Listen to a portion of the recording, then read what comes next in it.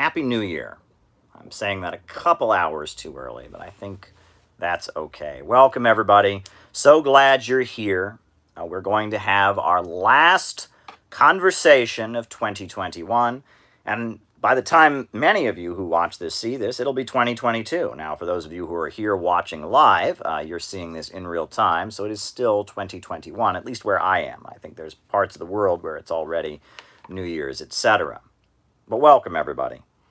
Much deep revolutionary love to all of you. We have been through so much this year, and we have so much to talk about.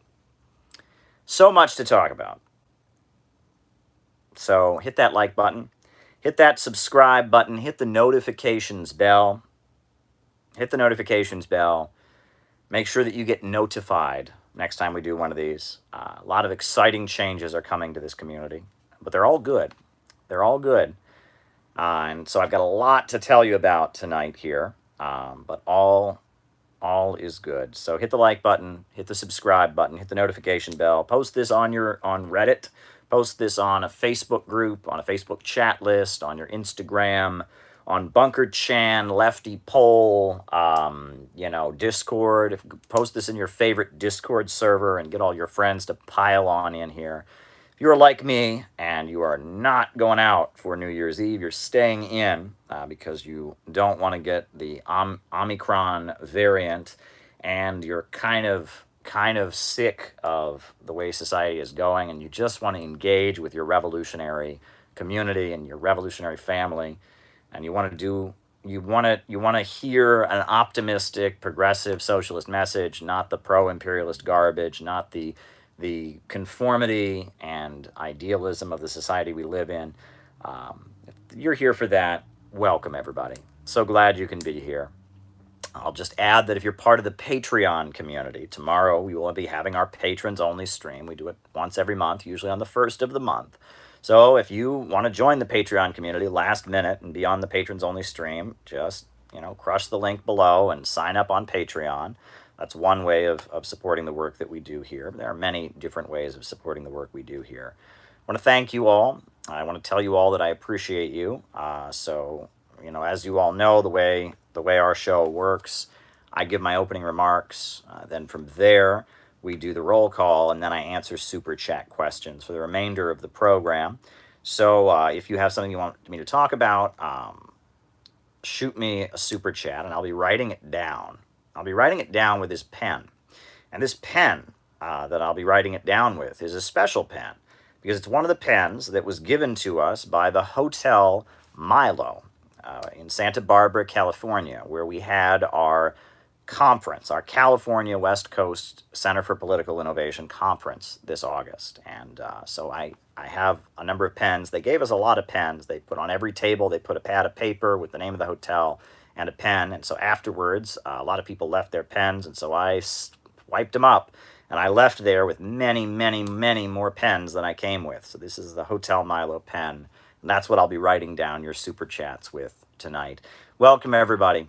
I'm so glad that you're here. Like I said, hit the like button, hit the subscribe button, hit the notifications bell. We'll be doing the roll call after my opening remarks are done. Super chats are the remainder of the program. I've got plenty of unnamed water beverage. And we are going to have our program tonight. Folks, I will confess that I learned my communism from very old books. I learned my communism from very old books. Didn't learn it from Jabba the Bosch. Didn't learn it from Skippy the Bear. Did not learn it from a postmodern college professor. I learned my Marxism from very old books. I actually brought one of those very old books with me tonight. Now, don't flip out. We obviously realize this was a problematic individual who wrote it, but this is one of the very old books that I learned Marxism from.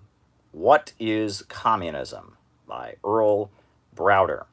This is the book that Earl Browder, the leader of the U.S. Communist Party, wrote for his 1936 presidential campaign.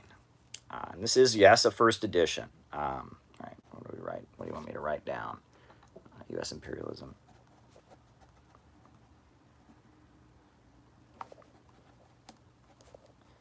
Writing it down. And this is one of the books that I learned Marxism from. And the first time I read this book, I was a freshman in college. And I was trying to learn about communism in the United States. There was a nice Mexican restaurant near the college I went to, and I ordered some enchiladas, green sauce, guacamole, sour cream. I got myself plenty of unnamed diet beverage, which they kept refilling. They don't do that here in New York, but in the Midwest, they keep refilling your unnamed diet beverage. And I remember I consumed this book, What is Communism? By Earl Browder, leader of the Communist Party in 1936. And this book was written basically at the time that the Communist Party was probably at the height of its strength. The Communist Party has never been anywhere near as influential in U.S. society as it was at the time this book was written. Right. Sources. Writing it down. And this was a book written at the time the Communist Party was in an alliance with Franklin Delano Roosevelt, and they were, trying to beat back the fascists that were trying to overthrow Roosevelt and, align the USA with Nazi Germany. This was the time when the CIO, the Congress of Industrial Organizations, was rapidly growing, a labor movement led by communists that broke away from the American Federation of Labor. And this was a book that Earl Browder wrote for his presidential campaign, right?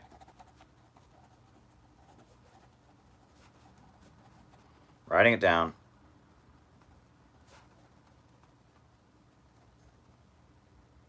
This was a book that he wrote for his presidential campaign to explain the ideas of the Communist Party. And, this book doesn't represent Browderite revisionism. Now, later, Earl Browder eventually, dissolved the Communist Party, changed its name to the Communist Political Association, said that black people were not a nation, called for an end to strikes. But this was when Earl Browder and William Z. Foster and the whole Communist Party was kind of unified around the Popular Front line in 1936. There's a lot of good stuff in this book. This book is a good study in rhetoric. This is a good study in popular rhetoric, how to explain communist ideas in very clear, plain, concise language. That's why I read it when I read it as a college student. As I sat there as a college freshman, sipping my Diet Coke and eating my enchiladas in the Mexican restaurant near my job, this is what I was reading it for. I was trying to find a way to learn from the Communist Party when it had been big, and to learn how they communicated to average Americans, how they put forward their message. I'm just going to read you some of this. The question asked of communists more frequently than any other, if we can judge from the Hearst newspapers, is, if you don't like this country, why don't you go back where you came from? This is Earl Browder, writing in Chapter 1. The truth is, if you insist on knowing, Mr. Hearst, we communists like this country very much.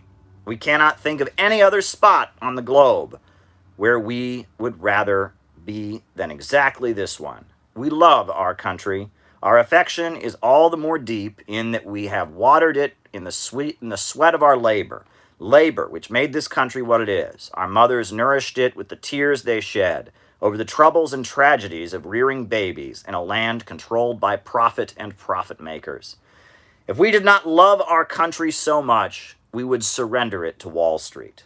Of course, when we speak of our love of America, we mean something quite different from what Mr. Hearst is speaking about in his daily editorials, whose favorite thought revolved around watering the tree of liberty with the blood of tyrants. Oh, I'm sorry, skipped a page there. It's an old book. Right? Of course, when we speak of our love of America, we mean something quite different from what Mr. Hearst, this is William Randolph Hearst, the right-wing journalist, the right-wing newspaper mogul, is speaking about in his daily editorial diatribes. We mean we love the masses of toiling people.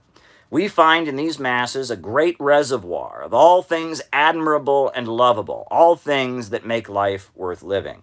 We are filled with anger when we see millions of these people whom we love being degraded, starved, oppressed, beaten, and jailed when they protest. We have a deep love and moving hatred for the system and those who fatten on the system which turns our potential paradise into a living hell. We are determined to save our country from the hell of capitalism. And most of us were born here, so Hearst's gag is not addressed to us anyway. But workers in America who happen to have been born abroad are just as much Americans as anybody. But we workers in America who happen to have been born abroad are just as much Americans as anybody. We all originated across the waters, except for a tiny minority of pure-blooded American Indians. The foreign workers have worked harder for less wages on behalf of this country than anybody else. They deserve, at minimum, a little courtesy from those who would speak of Americanism. There is less historical justification in America than perhaps in any other major country for the narrow nationalism and the chauvinism which makes a cult of a chosen people. We in America are a mongrel breed, and we glory in it. We are the products of the melting pot of a couple hundred nationalities. Our origin is as a nation is acknowledged in its debt to the Polish Kushenko, the German von Steuben, the French Lafayette, and countless other foreigners. Furthermore, let us be careful not to get snooty about pedigrees. Half the names in the American Social Register were originally borne by men who were transported from Europe after conviction for a crime, or who, in a new country, became bandits and buccaneers. It was the more aggressive and violent types who rose to the top quickly, and in our early days laid the foundations for the great American fortunes. They were the Al Capones of their day, with no income tax department to bring them grief. We love the past history of America and its masses, despite the Astors and the Vanderbilts. We find in it a wealth of tradition, striped in the purple tints of glory, the glory of men and women fighting fearlessly and self-sacrificingly against the throttling hand of a dead past for those things upon which further progress depended. Yeah, this is Earl Browder. This is Earl Browder, and this is his essay. Who Are the Americans? That's the opening of this book, What is Communism, by Earl Browder. That's not the part I wanted to read you. That is not the part I wanted to read you. I actually wanted to read you another line from this book, if I can find it. I want to see if it's here. I want to see where can I find this line that I was going to quote. Maybe it's not in this book. Maybe I have the wrong book here. But this is Earl Browder. Like I said, I learned my communism from some very old books, right? And what is it? Convince people that are outsiders of American culture. How would you convince people who feel like outsiders? Writing it down. American culture. I learned my communism from old books like this one. Let me see if I can find that sentence I was going to quote. Right, let me see. There's an interesting chapter on here about the assassination of Huey Long, which is very interesting, and how the assassination of Huey Long was kind of, symbolized a coming rise in authoritarianism and Bonapartism in the United States. There's a chapter in here about what a Soviet America would look like. It's particularly fascinating. It is a little bit, I would say it's a little bit popular fronty. I mean, it focuses on the fascist danger of the factory owners, and it's very supportive of the New Deal and Franklin Delano Roosevelt. But there is a particular sentence I wanted to quote in here, and I want to see if I can find it. Where can I find? Let me see if I can find the little passage. I just wanted to read you just this little passage. Is it here? Is it the part I have marked, perhaps? No, it's not that. That's not the section. where is the part I wanted to quote to you all? Don't you hate that? Like, I know it's in this book. I know that it's in this book, right? And there's a chapter about the Black liberation struggle in this book. And there's a chapter about religion, and he talks about his relationship with Father Divine, the African-American spiritual leader in Harlem, New York City. That's particularly fascinating. But where is the line I wanted to quote here? Where is the section that I wanted to quote? I thought it was in the first chapter there, but I think I was wrong about it being in the first chapter. But where is the sentence that I wanted to read to you all? Because there's not a sentence, but a section I wanted to read to you all in this book, right? I got to tell you, you learn far more. These books are hidden treasures, right? You read the works of Marx, you read the works of Lenin, they're very polemical. Very, very polemical. But these books, right? These books that were written for the broad masses of people, representing the Communist Party when it was a strong mass organization, that really had influence over millions of people. It never had millions of members because it was, only for those who gave the whole of their lives. But at this point, it had influence. It had hundreds of thousands of people that were either members or members of mass organizations that had influence over millions of people. And there's a particular sentence in here I was going to read, and I'm having trouble finding it. I'm skipping through the part on Huey Long's assassination. I'm skipping through the part on an American brand of fascism. Where is that part I was going to read to you all, right? Where is it? Where is the section the little piece there was a little line that's very important on New Year's Eve, I think. It's very important, at least this year, on New Year's Eve. Maybe it is in the original chapter, the first chapter, and I just skipped it. Maybe that's what I missed, but I could swear. Where is it? Where is it? Skipping through the book. Where is this line I was going to read to you all? Right? My goodness. Right?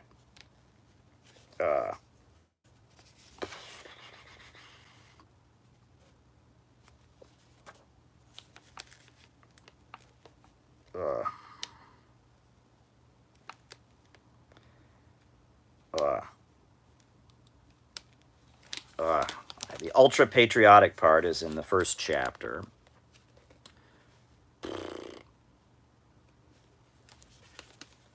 He's talking about the New Deal, big trouble ahead, a special kind of depression.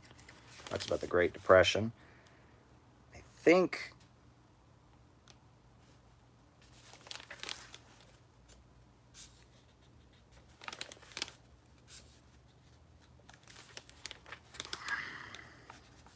All right, let me write that super chat down. Bonapartism, Trump or Hillary.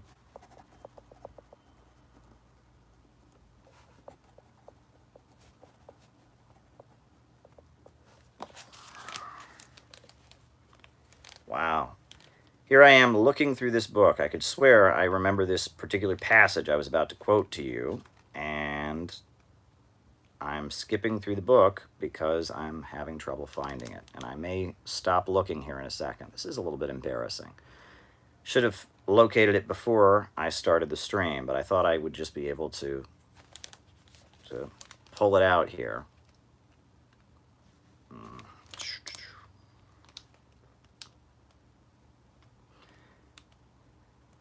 So many of these good old books. Maybe I'm remembering the wrong old book, but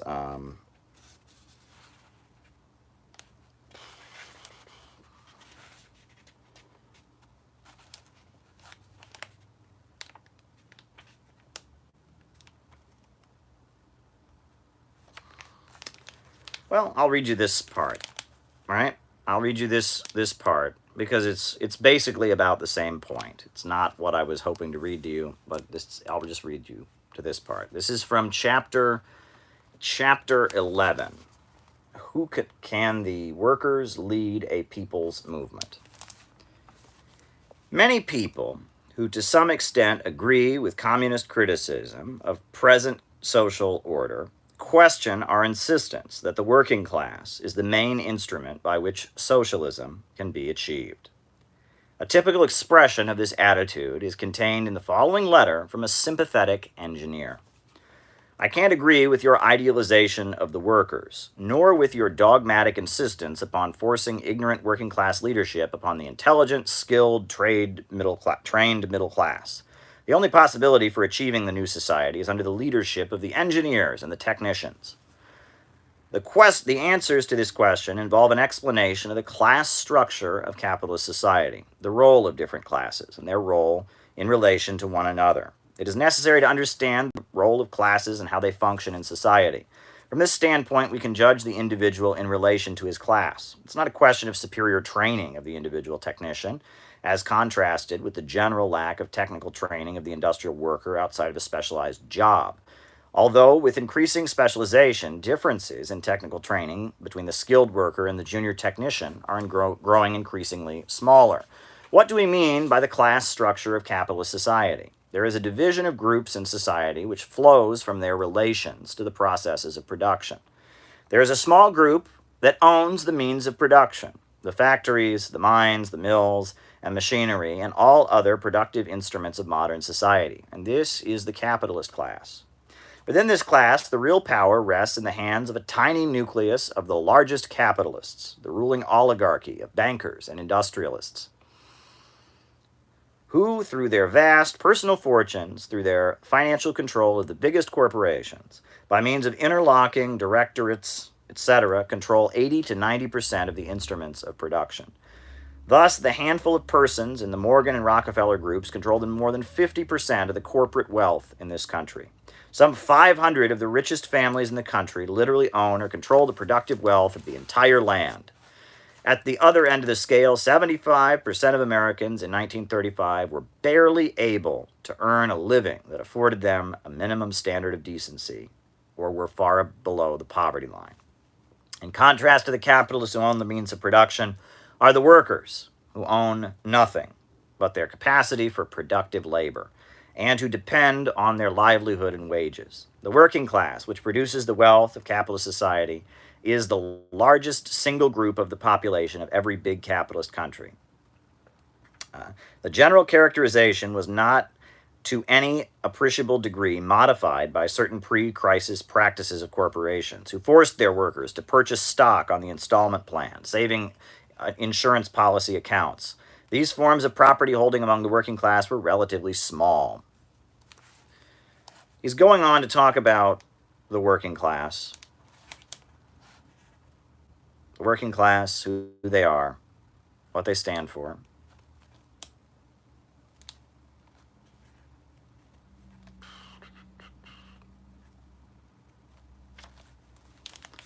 He's talking about U.S. society. He's speaking in a very popular way, getting across the idea that socialism is the way out of the crisis,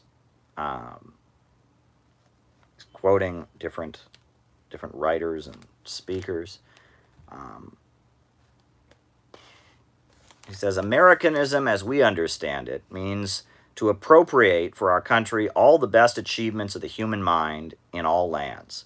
Just as the men who wrote the Declaration of Independence had been nurtured upon the French encyclopedists and the British classical political economists, so the men who will write our modern Declaration of Independence from a dying capitalist system must feed themselves upon the teachings of Marx, Engels, Lenin, and Stalin, the modern representatives of human progress.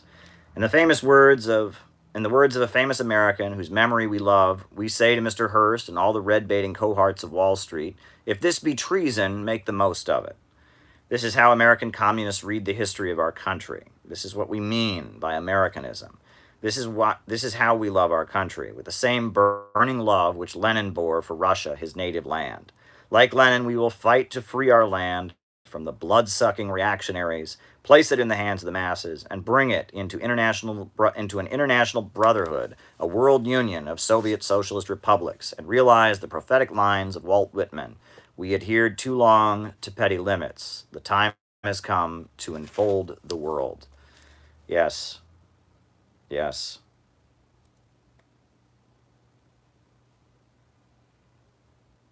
Indeed. Indeed. These are important pamphlets. These old pamphlets from the Communist Party back in their days when they were a mass organization, organizing U.S. Workers for Revolution. These are very important.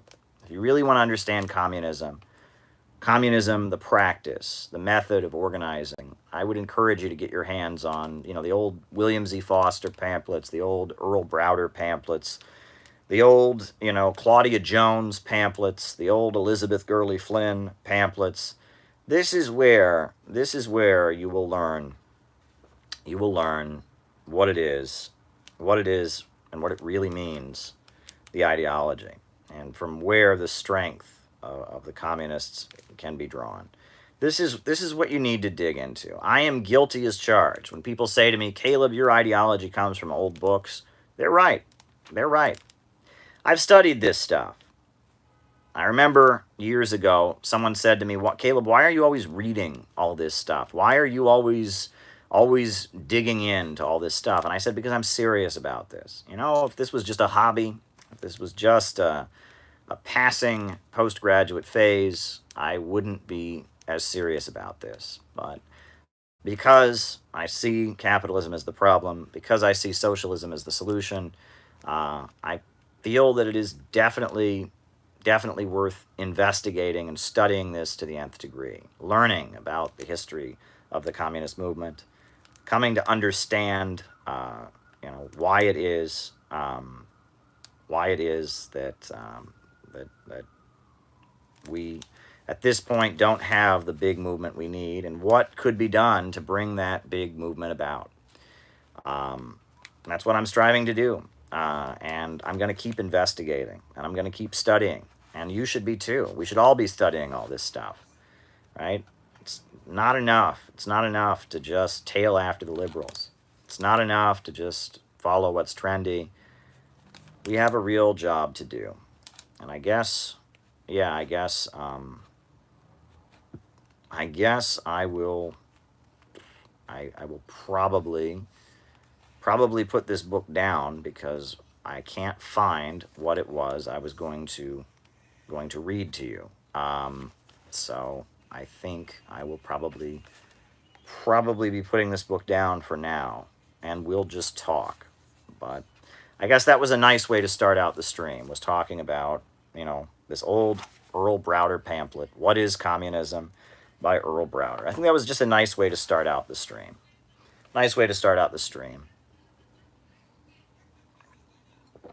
But folks, the year of 2021 was a year that tested us. The first test of 2021 came on January 6th.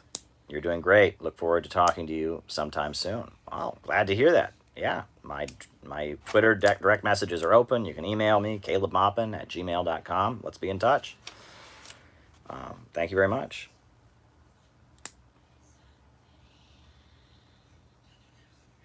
But the year of 2021 tested us. And somebody right before I started this stream, good friend, a John Brown volunteer, texted me. And he texted me that the Communist Party of the United States, which has really just fallen in with the liberals in so many ways, they are having a candlelight vigil to commemorate January 6th and the dangerous attack on democracy that happened. And I saw that and I thought, you can't think of a better way to announce the world you failed the test. That is just an absolute announcement to the world that you failed the test. January 6th was a wake-up call, folks. It was a wake-up call. There are millions of working people right now who are suffering.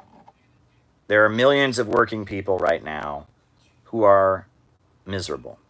There are millions of working people right now who are worried about how to feed their kids.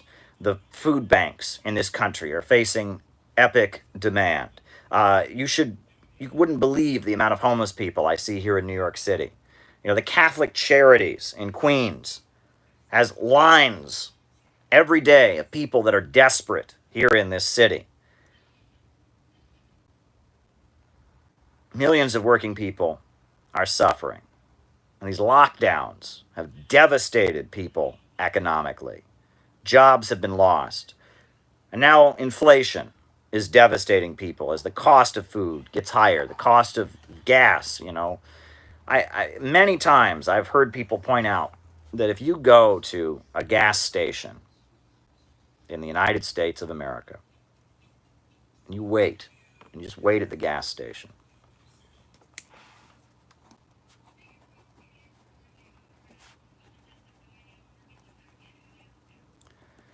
if you wait at the gas station, you will inevitably see something.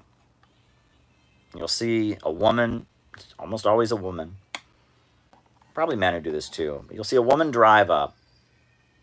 She'll go to the gas pump very carefully,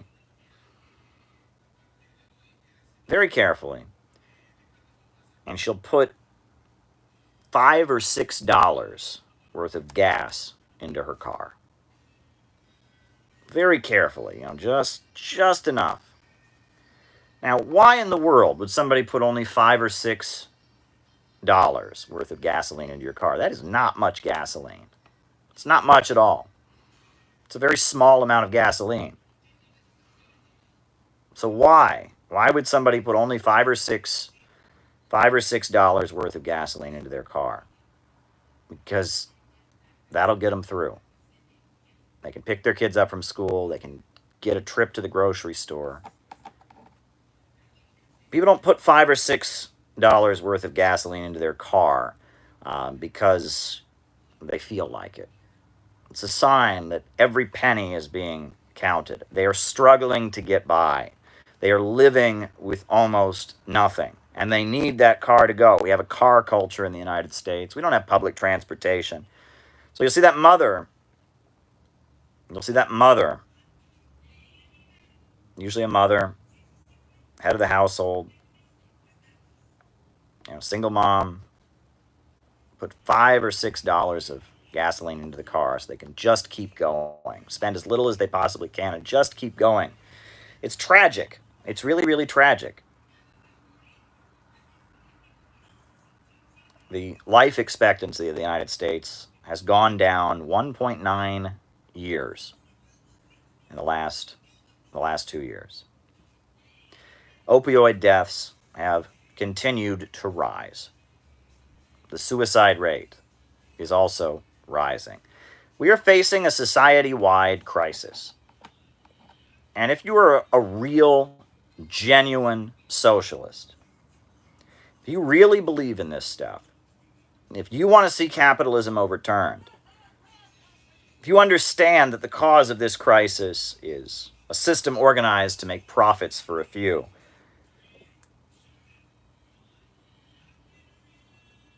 that's what you understand,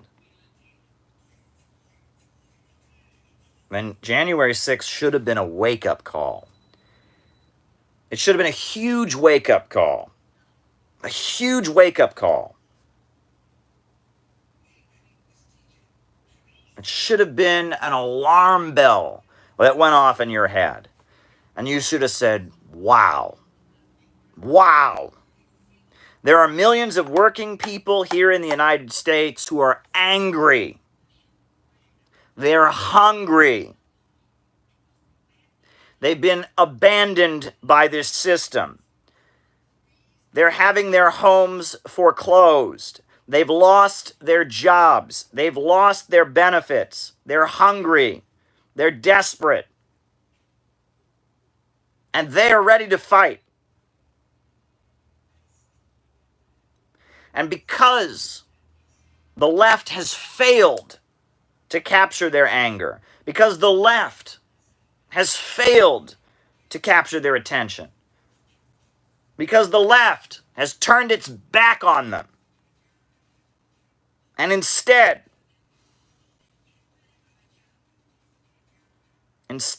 of becoming their champion, has instead decided that they are the enemy.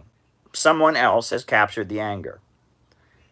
And if that moment on January 6th didn't have you thinking that, if January 6th didn't have you going, Why the hell are they storming the Capitol for Donald Trump and not storming the Capitol for the working class? If there wasn't an alarm bell that went off in your head and said, wow, people are angry, people are ready to fight, and they're on the wrong side. There wasn't an alarm bell that went off in your head, you aren't a real communist. If your response to January 6th was, we need to censor social media more. Donald Trump is a big fat racist.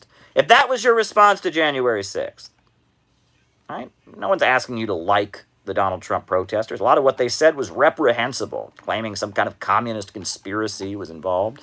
But if it wasn't a wake-up call for you, if it wasn't a moment, a wake-up call for you, you're not genuine in your anti-capitalism. I hate to tell you that. I don't want to be judgmental. But if you saw thousands and thousands of workers piling into Washington, D.C., and some of them so full of rage they stormed into the Capitol, and if you saw that, and you didn't for 1 minute think, whoa, we've dropped the ball here. If you didn't think that, you're not genuine in your socialism. And so the people that are the statements that have been made lately by the Communist Party and by other groups are 100% smoking gun that they are not. They are not genuine in their sentiments. The fact that they wrote an article saying basically anyone who says what I say right now is a Nazi. That's what an article on their website said, right? They called it left white nationalism or whatever. Shows you these people are not serious, right? But if you are a genuine socialist, January 6th should have been a huge wake-up call for you. And here on this channel, one of the best things we did in 2021 was we made a video, a message to Trump supporters from a communist. Did you see it? It's widely viewed. Message to Trump supporters from a communist.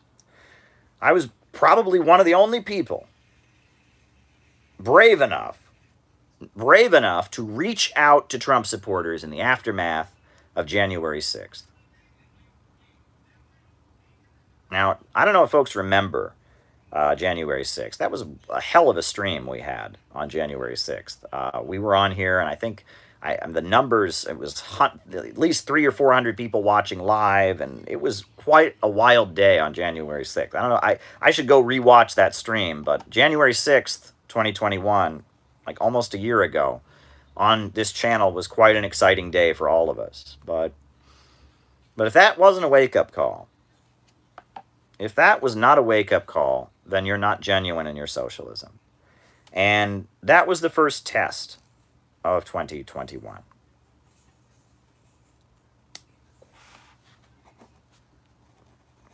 Logs. Writing it down. That was the first test of 2021. What was the next test of 2021? What was the next test? The next test of 2021 came in the form of BreadTube. We put out a book on BreadTube. We put out an entire book debunking the BreadTube ideology. BreadTube serves imperialism. We wrote a book about it. And hell and high water came down on us. Everyone in the world was calling us fools for saying that BreadTube serves imperialism. They lied about it. Right? They said, the book is all about people on BreadTube. No, it's not. Most of the book is about ideas. There's a chapter on what socialism and capitalism really mean, a chapter on what fascism really is, degrowth, etc. But no, they lied about it. They attacked us. They misrepresented the book very widely. They flipped out. They said, oh my God, you're idiots. How could you publish a book? Oh, a whole book about BreadTube. As if socialists writing books about other socialists and critiquing their views is an absurd, crazy thing that's never happened before. And they attacked us, called us Nazis, called us fascists, said we're the enemy. And we kept on going.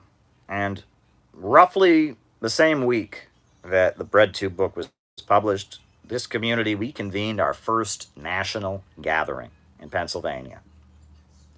Our first national gathering in Pennsylvania was convened just as the BreadTube book came out. And we gathered in Saxton, Pennsylvania. And we had our national gathering in Saxton, Pennsylvania. Just as the BreadTube book came out, we didn't even have any print copies of it yet. It had just been available on Amazon. We hadn't even gotten our print copies in the mail yet. And we gathered in Saxton, Pennsylvania. Chris Hawley was there, communist candidate for office in Vermont. Don Corder, the Revolution Report YouTube channel, a Moscow-based reporter, good friend of mine, was there. And many other great folks were there. And I gave the Saxton lectures, 8. We had a whole day of study where I gave the Saxton lectures, which are now available. You can watch them online. And I laid out our views as the city-building tendency. But even that wasn't really the most important thing that happened there. It was great that we were able to have the Saxton lectures. Dust James was there, gave great commentary. Keaton was there. People who became John Brown volunteers were in that audience. There were a number of people who left that retreat and didn't go home. They left that retreat and they came to New York. But what was also very beautiful about the Saxton lectures and about that weekend, Parasocialite was there, was that was the day, just as the BreadTube book came out, that was the day that this community touched grass. That was the day that this YouTube channel and the city building tendency